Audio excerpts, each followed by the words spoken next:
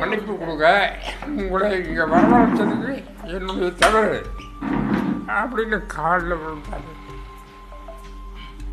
ரொம்ப கஷ்டமாக போச்சு. ரொம்ப இழைச்சிட்டாரு. முதல்ல இருந்த விஜய்க்கு நேற்று பார்த்த விஜய்க்கும் சம்மந்தமே கிடையாதுங்க. நம்ம என்னமோ பைத்தியகிற மாதிரி இருக்காது.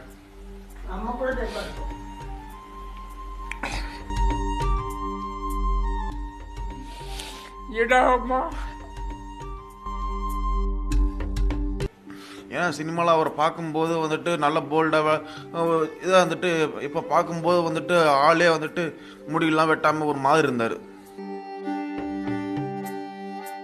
முன்னாடி 4 பேர் 4 காரு, பின்னாடி 4 காரு, அவ்வளோ சந்தோஷத்தோட கூட்டிகிட்டு போனாங்க. ரொம்ப கஷ்டப்பட்டு தான் கூட்டிகிட்டு போனாங்க. அவர் இங்கே வந்திருந்தா கூட அவ்வளோ செலவாகி இருக்காது, இவ்வளோ கஷ்டம் இல்லை அவருக்கு. ஆனால் இவருக்கு அவ்வளோ செலவு பண்ணியிருக்காரு. அவரை இப்போ நாங்கள் 8 பேர் போயிருந்தோம் எங்கள் குடும்பத்திலேருந்து.